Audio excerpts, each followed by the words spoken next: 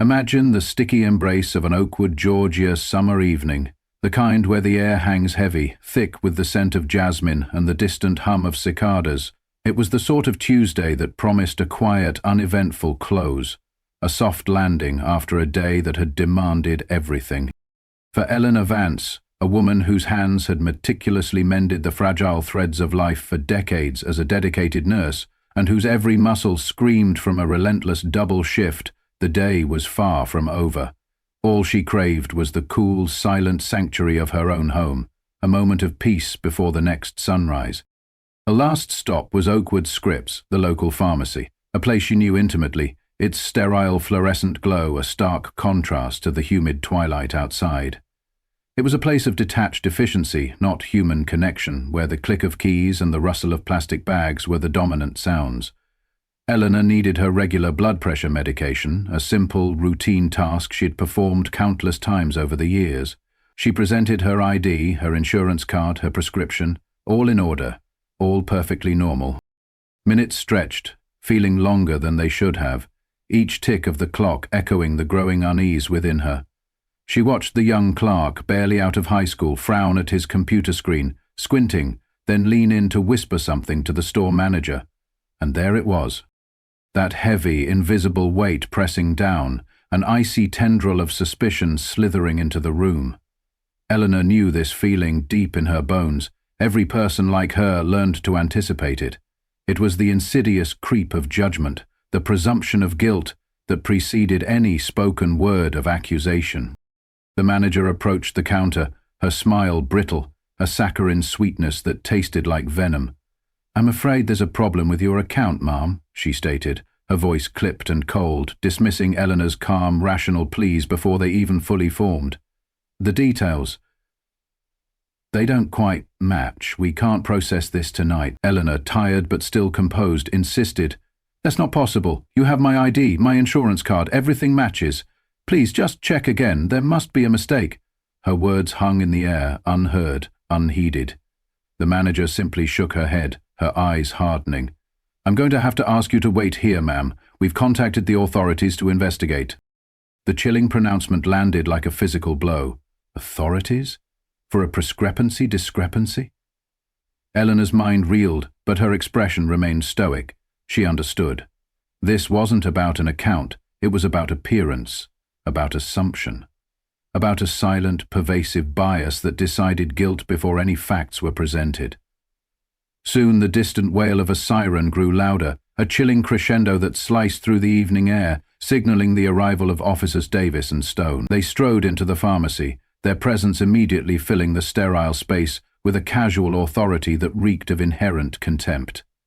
The manager, emboldened, pointed directly at Eleanor. "That's her," she declared. "She tried to pick up medication fraudulently." Officer Davis, a man whose face was set in a permanent sneer, didn't even glance at the computer, didn't ask for any paperwork. He simply fixed his gaze on Eleanor, his voice flat and dismissive. "Ma'am, step outside with us." Eleanor, with quiet dignity, stood her ground, attempting one last time to explain, to offer her valid documentation. "There's been a misunderstanding. I have all my papers. This is my regular prescription." But her words were met with an immediate, brutal escalation. He stepped forward, grabbing her wrist roughly, the cold bite of handcuffs snapping shut around her skin. Gasps rippled through the pharmacy, heads turned, whispers erupted. Eleanor didn't fight. She knew fighting would only give them the excuse they wanted, the narrative they craved. She simply held their gaze, her eyes blazing with an unwavering defiance. A man near the cold medicine aisle, a silent ally in the unfolding drama, discreetly pulled out his phone and started recording. Eleanor caught the subtle movement out of the corner of her eye. Good. Let them record. Let the world see. As Davis marched her out, the harsh fluorescent lights of the pharmacy fading behind them, Eleanor knew one profound truth. The weight of assumption can be heavier than any truth, but she also carried a silent lesson in her heart, a mantra for survival. Always carry your dignity, even when others try to strip it away. The cruiser door slammed shut, severing her from the outside world, from the witnesses, from the possibility of immediate justice. The quiet evening had shattered, and Eleanor was about to embark on a journey through a labyrinth designed to break spirits. A journey where the fight had just truly begun. The ride to the Oakwood Police Department precinct was quiet, but it wasn't the kind of quiet that lets you breathe easy, the kind that soothes frayed nerves. It was the kind that presses on your chest, makes the air feel heavier with every mile, each silent second amplifying the cold certainty that her world had irrevocably shifted. Officers Davis and Stone, oblivious to the storm brewing around them, conversed in low, indifferent tones, their voices a casual hum of dehumanization. To them, Eleanor was merely a package, another routine arrest in a city where justice often wore a blindfold, especially for those who looked like her. Davis chuckled at something Stone said, shaking his head. Another fraud case. What is it with these people thinking they can just walk in and take whatever they want? Inside the station was no better. The air hung thick with the stale smell of cheap disinfectant and forgotten coffee, a potent cocktail that clung to the walls. The fluorescent lights hummed with a sickly yellow glow, casting long, unflattering shadows across the scuffed, stained floor, illuminating the indifference etched onto the faces of everyone they passed. The desk sergeant, a hulking figure whose eyes barely flickered as Eleanor was led past, scribbled something onto a form, the only sound the scratching of his pen. Race, Eleanor noted bitterly, seeing the box on the form. That last box, she thought, was the only one they had truly cared about tonight. The booking process was a cold, mechanical ritual, designed not for clarity, but for stripping identity. They took her mugshot. Flash, a bright, blinding light that seared her retinas, followed by a click that sounded like a door slamming shut on her very existence. Then came the fingerprints, each digit pressed and rolled roughly onto the ink pad, her sore wrists burning with the friction. They handled her with an impersonal efficiency, like she was already guilty, like there was no point pretending otherwise. Every touch was devoid of human kindness. Every instruction barked, not spoken. Finally, they shoved her into a cell, a bare, cold metal bench bolted to the wall, a single flickering bulb casting long, shifting shadows. The door slammed shut with a clang that echoed down the hallway, sealing her in with her thoughts and the chilling silence. Officer Davis reappeared, his face contorted into a mocking grin, attempting to extract a false confession, to break her spirit. "How you holding up in there, Grandma?" he sneered, leaning against the bars, his eyes glinting with malicious amusement. But Eleanor, despite the exhaustion and the fear, met his gaze with an unyielding clarity. "The real story," she said, her voice low and steady, a surprising steel beneath the weariness, "is that you're going to regret tonight." Davis's grin faltered, just a hair. "Realize what?" Eleanor leaned forward, her voice a soft, dangerous whisper, "and the walls are already closing in." He scoffed, but the seed of doubt had been planted. Outside the cold concrete walls of the precinct, a different kind of storm was gathering. The desk phone rang, a shrill, insistent sound that cut through the mundane hum of the station. The sergeant answered, his casual posture stiffening, his face blanching as he listened. He stammered a few words, his eyes darting towards Davis and Stone, then hung up, his hand visibly trembling. A few minutes later, the main doors of the precinct swung open. Two men in dark suits and earpieces strode in, their faces grim, their authority radiating even from a distance. They were followed by a man whose presence commanded an immediate, almost palpable silence from every officer in the room. It was Mr. Gregory Vance, Eleanor's father, the retired Federal Bureau of Investigation's legend, whose name still made certain people in law enforcement sit a little straighter, speak a little more carefully. He didn't raise his voice. He didn't even shout. He simply looked at the desk sergeant, then at Davis and Stone, his eyes burning with a quiet, lethal intensity. "Good," he said simply, his voice carrying an unnerving calm. "Then you'll want to explain to me why a licensed nurse with valid identification and no criminal record is sitting in a holding cell tonight." The federal agents flanking him were already pulling out badges, their movements precise, their authority undeniable.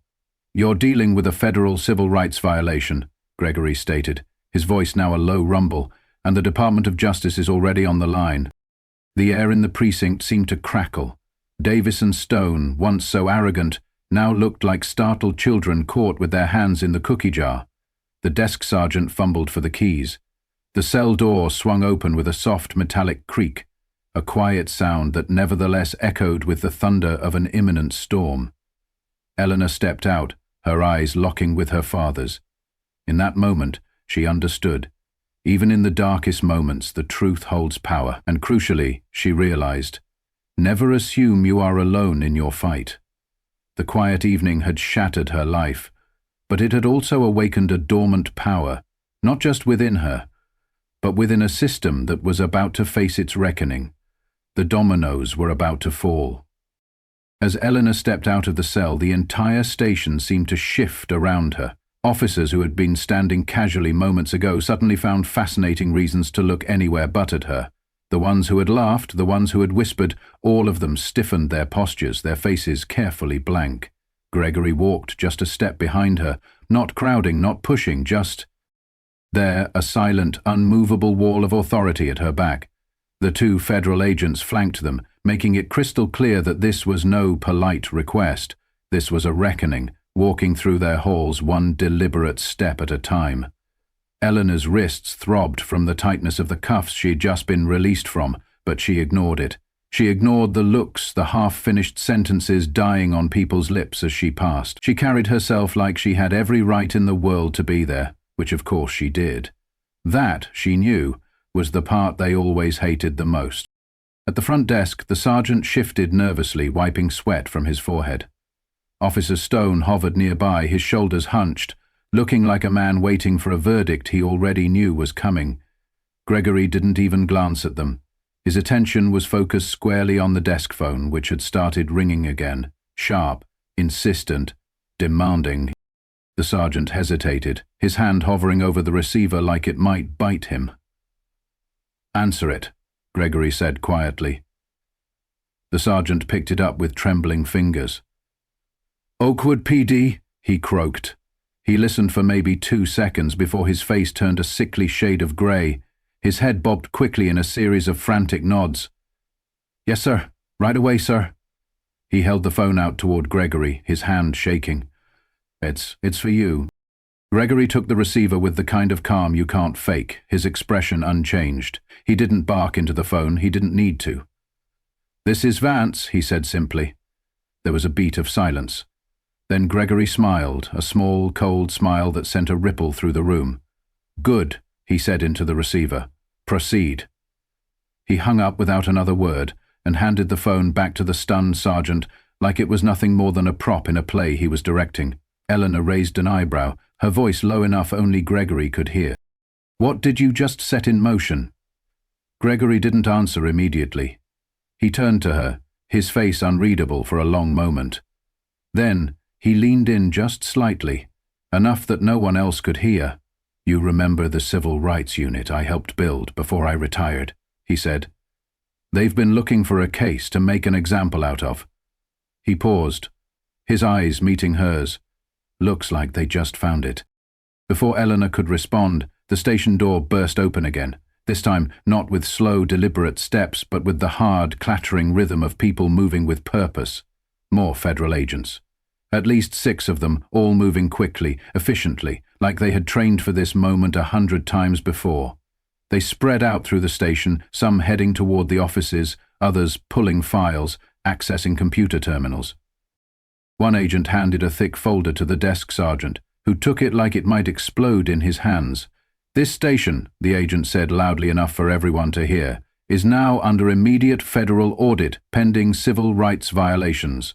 A gasp rippled through the officers. Officer Davis, standing off to the side, took a half-step forward, his face darkening. "You can't do that," he barked. "This is a local matter." Gregory turned to face him, his voice still calm, almost amused. "You should read the fine print on your badge, officer," he said. "Local authority doesn't override federal law." Davis opened his mouth to argue, but one of the agents stepped directly into his path, blocking him with a look that brooked no discussion. Eleanor felt the weight of the room change again. This time, it wasn't heavy and depressive. This time, it was electrified, charged with the realization dawning on every person there that the system they thought would always protect them had just flipped on its head. The murmuring among the officers grew louder, more frantic. Some were already texting, their thumbs flying over their phones, desperate for updates, for instructions that weren't coming. Because the people who normally protected them, their captains, their unions, their good old boy networks, they were all going silent. They could feel it too. The system wasn't circling the wagons this time, it was letting them hang. The internal phones started ringing again, more urgently now. No one rushed to answer. Someone in the squad room cursed under his breath. Another officer dropped his coffee cup, the crash echoing like a gunshot. No one picked it up. An agent pulled up a screen on her tablet and began scrolling through body cam footage. The footage of Eleanor at the pharmacy played in silent, damning clarity. Eleanor handing over her ID, calmly explaining herself, not resisting, not fighting, not doing anything that warranted handcuffs. And Davis, sneering, mocking, manhandling. There it was, playing out frame by frame. No interpretation needed, no creative report could fix this. The truth was right there for everyone to see. Officer Davis saw it too. His chest rose and fell rapidly, his hands twitching, like he didn't know whether to punch something or run. Officer Stone just sat down heavily in the nearest chair, his face in his hands. The agent paused the video, tapping the screen. "This," she said simply, turning the tablet around to face the room. "This is what happens when you think no one's watching." No one spoke. No one moved. Eleanor's voice echoed softly from the tablet, captured by the body cam microphone. Just one line, calm and steady even in the face of all that cruelty. "You're making the biggest mistake of your life." The agent smiled thinly. "Turns out," she said, "she was right." Outside, the crowd was growing now. There were signs. Now there were chants. The press had started to arrive too. Cameras flashing against the glass, microphones pressed against the door. The outside world was knocking, and for the first time in a very long time the people inside the station realized they might not be able to keep it out. The sergeant sagged behind the desk, the fight draining out of him, like air from a punctured tire. One by one, the officers of Oakwood PD realized they weren't just facing a bad night, they were facing judgment. Real judgment. And it was only just getting started. The door swung open again, and this time the atmosphere inside the station snapped so tight you could almost hear it crack. Gregory Vance walked in like he owned the building, and in a way, tonight he did. He didn't come alone.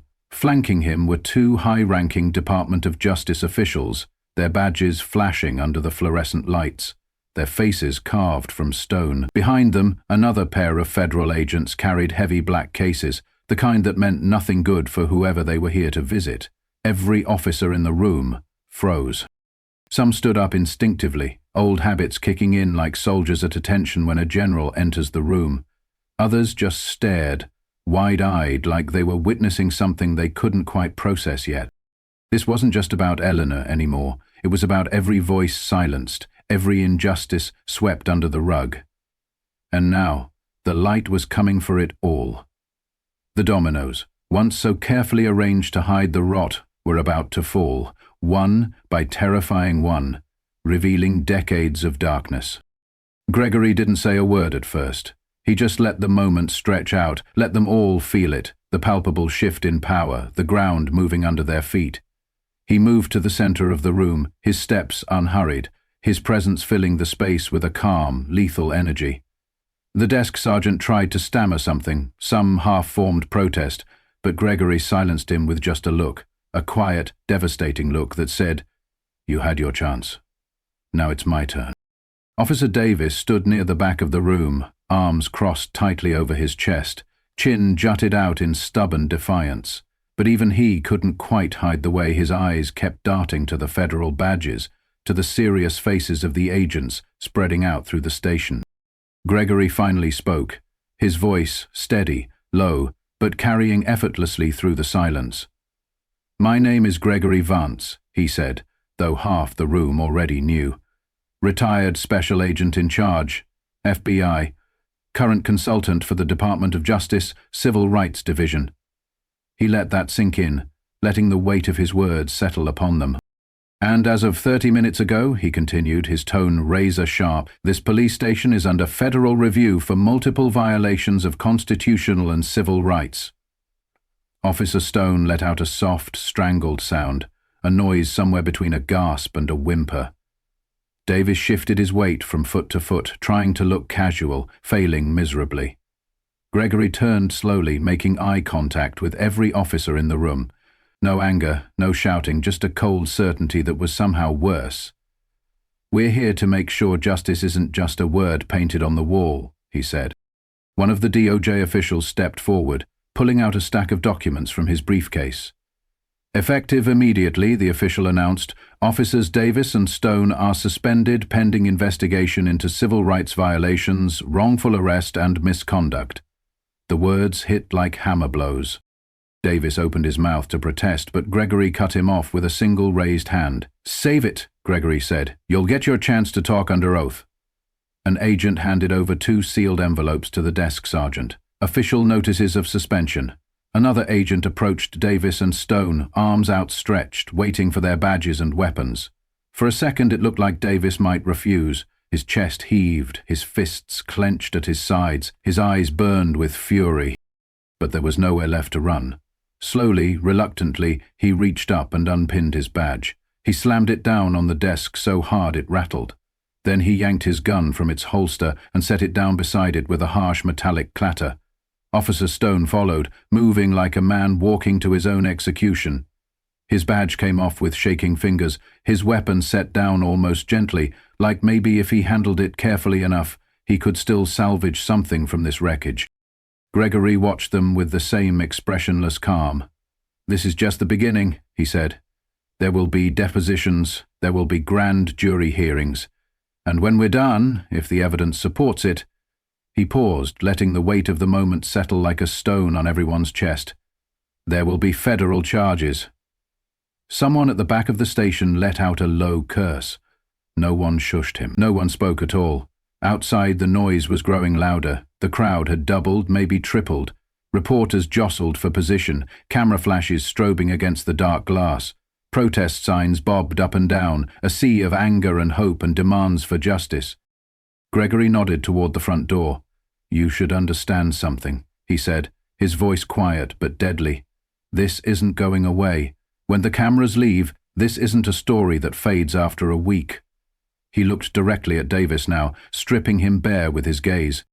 "You thought you could humiliate my daughter. You thought you could silence her. You thought you could shove her into a system designed to chew her up and spit her out." Gregory took a step closer, his voice dropping even lower, more dangerous. "You didn't just attack my family," he said. "You attacked every single person who's ever been told they don't belong. Every person who's ever been treated like a criminal just for daring to exist." Davis swallowed hard. His bravado was slipping, sliding off him like a cheap coat in a storm. "And now," Gregory finished, "you're going to find out what it feels like to answer for it." The DOJ officials moved in, escorting Davis and Stone away, not in cuffs, not yet, but with a quiet finality that said handcuffs weren't far behind. Gregory watched them go without satisfaction, without triumph. This wasn't about revenge. It was about accountability. When they were gone, the remaining officers stood frozen, not daring to breathe too loudly. Gregory turned to the desk sergeant. "You'll cooperate fully with this investigation," he said. "You'll turn over every piece of footage, every incident report, every disciplinary file. No redactions, no disappearing paperwork." The sergeant nodded mutely. Gregory gave him one last look, almost pitying. "You might want to call a lawyer," he said. "You're going to need one." Then he turned and walked out of the station, the federal agents falling into step behind him. Outside, the crowd erupted into cheers as Eleanor appeared beside him, stepping into the flashing lights and the roar of vindication. Gregory didn't raise a hand. He didn't smile for the cameras. He simply stood there, tall and unmovable as the tide of justice surged around him. This public reckoning, born from a quiet evening that shattered one woman's peace, was only the beginning. But for the first time in a long time, it was a beginning built on truth, and there wasn't a single thing they could do to stop it. The weeks that followed moved fast. Too fast, really, for a city like Oakwood that was used to sweeping its problems under the rug. At first it started quietly, a few community leaders meeting in small rooms, a few civil rights lawyers exchanging long, serious phone calls, a few emails passed between people who normally didn't trust each other, but suddenly realized they shared the same bruises, the same anger smoldering inside. Then it started to grow. One former victim came forward, then another and another. Men, women, teenagers, senior citizens, all of them had stories. Some old, some recent, all cut from the same cloth of humiliation, brutality, and silence. Eleanor attended the first meeting almost by accident. Gregory had gotten a call from an old colleague, a civil rights attorney named Samuel, asking if they would come listen. Not to speak, just to listen. And so they did. They sat in the back of a rented church hall, the metal chairs cold and uncomfortable, and listened as person after person stood up and told their story. A young black man wrongfully arrested for matching a description while jogging, a Latina mother forced out of her car at gunpoint during a broken taillight stop, an elderly man beaten during a late-night welfare check that turned violent without cause. The stories poured out, raw and unfiltered, and Eleanor felt something settle deep in her chest. A heavy, aching kind of fury that had nothing to do with her own experience and everything to do with the system that had allowed all of this to happen. Gregory sat next to her, stone-faced, arms folded tight across his chest, but she could see the tension in his jaw, the way his fingers tapped a silent rhythm against his bicep. He was taking it all in. Every word, every injustice. When Samuel finally stood up at the front of the room fell quiet. He didn't yell, he didn't shout, he just spoke plainly. "We have an opportunity here," he said. "We have evidence. We have witnesses. And most importantly, we have momentum." He paused, letting that sink in. "We can file a class-action lawsuit against the city, the police department, and every officer implicated. We can drag every ugly truth into the light where it belongs." The room buzzed with low, anxious murmurs. Some people looked scared, some skeptical. A few nodded, eyes burning with resolve. Samuel's gaze found Eleanor where she sat at the back. "But we can't do it without someone willing to stand at the front," he said. "Someone the public already knows. Someone they believe in." Eleanor felt every head in the room turn toward her. The weight of it hit hard, sudden and undeniable. For a moment she wanted to shrink away, to let someone else carry the load this time. But then she thought about that metal bench in the holding cell, about the cuffs cutting into her wrists, about the cold look in Officer Davis's eyes, about the trembling hands of the teenager pinned against the car, the silent sobs of the woman shoved into the back seat, the haunted faces filling this room. She stood up slowly. The room went dead silent. "I'll do it," she said, her voice steady. And that was it. The lawsuit moved faster than anyone expected. Within a month, the legal team filed official paperwork, dozens of plaintiffs listed, hundreds of pages of documented abuses, and a clear demand: accountability, reparations, and federal oversight. The city tried to fight back at first. They hired expensive lawyers. They issued carefully worded statements denying systemic problems. They threw around words like isolated incidents and miscommunications. But it was too late. The evidence was overwhelming. The public pressure was relentless, and the national media attention made it impossible to sweep anything under the rug. One by one, cracks appeared in the city's defenses. First came the resignation of the police chief, quietly, in the dead of night, with no press conference, no farewell parade. Then came the suspension of half a dozen senior officers tied to the buried complaints, and finally, inevitably, the mayor himself announced he wouldn't seek re-election, citing health reasons no one believed for a second. But it didn't stop there. Gregory and Eleanor watched as other cities started reaching out. Community organizers, civil rights groups, even whistleblowers inside other departments. They wanted advice. They wanted help. They wanted to know how Oakwood had done it, because what had started as one arrest, one injustice, had become a blueprint, a roadmap for dismantling corruption from the inside out. One evening, Eleanor sat with Gregory on the back porch of her modest little house. The crickets chirping in the warm Oakwood air. The sky was painted deep purple and gold. the last scraps of sunlight fading over the horizon. She sipped her sweet tea slowly, letting the quiet settle over them. "You ever think we'd see something like this?" she asked. Gregory chuckled low in his throat. "Not in my lifetime," he admitted. "Hell, not even in my dreams some days." They sat for a while longer, watching the stars come out one by one. "It's not over, is it?" Eleanor spoke again. Gregory shook his head slowly. "No," he said. "It never is. There will always be another fight, another battle." He looked at her then, his eyes fierce and proud. "But you made them see. You made them care." Eleanor smiled, a real one this time. Tired, yes, but full of something deeper, something stronger. Hope. Not the blind, naive kind, the hard-earned kind that only grows after you've fought through the worst of it and come out the other side still standing. 6 months later, Oakwood was a different city. The protests had faded into memory, but the changes they forced remained. New leadership at the police department, new policies, new faces walking the halls where old ghosts used to linger. And for the first time in a very long time, people in the community started to believe, just a little, that maybe things could be different. Maybe this time change would stick. Eleanor stood at the back of the federal courthouse, watching the final moments of the trial unfold. The polished floors gleamed under the fluorescent lights. The air inside was thick with anticipation, the kind that made every breath feel heavier. At the defense table, Davis and Stone sat stiffly, their suits wrinkled, their faces pale. Gone were the arrogant smirks, the swagger.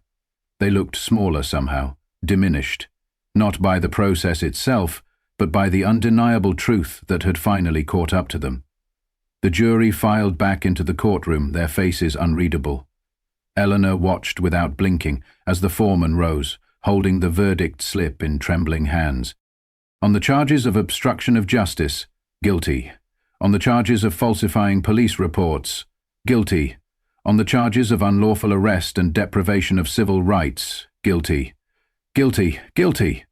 The words echoed in the heavy silence, bouncing off the marble walls, settling like dust in the corners of the room. Davis slumped forward, his head in his hands. Stone just stared straight ahead, his eyes hollow. Neither of them looked at Eleanor. They didn't dare. The judge thanked the jury and adjourned the court. People began to stir, gathering their papers, whispering among themselves. But Eleanor stayed rooted to the spot, letting it all wash over her. She didn't feel triumphant. She didn't feel vengeful. What she felt mostly was tired. But it was a good kind of tired. The kind that came after a long, brutal fight where you knew you had left everything on the field. Gregory touched her elbow gently, bringing her back to the present. "You ready to go home?" he asked, his voice low and warm. Eleanor nodded. They walked out of the courthouse together, past the reporters shouting questions, past the flashing cameras, past the curious onlookers craning their necks for a glimpse of the woman who had become a symbol of something bigger than herself. Outside, the air was cool and sweet, touched with the first hints of spring. Azaleas bloomed along the sidewalks, their bright colors defiant against the backdrop of old brick buildings. Eleanor took a deep breath, filling her lungs with the clean, heavy air. Freedom smelled different today. At the bottom of the courthouse steps, Samuel was waiting for them, his briefcase slung over one shoulder, a broad smile on his face.